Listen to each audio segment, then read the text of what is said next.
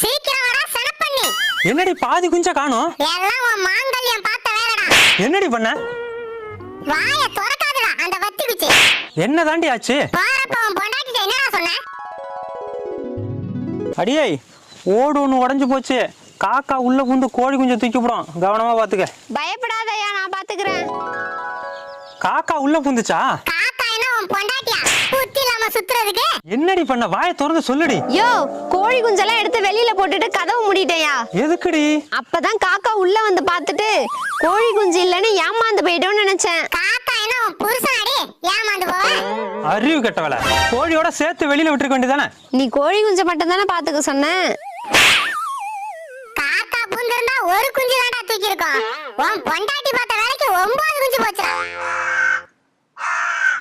காக்கா என்னடி சொல்லுது? காக்கா கான்னு சொல்லிட்டு போய் என்னடா முறைக்கிற?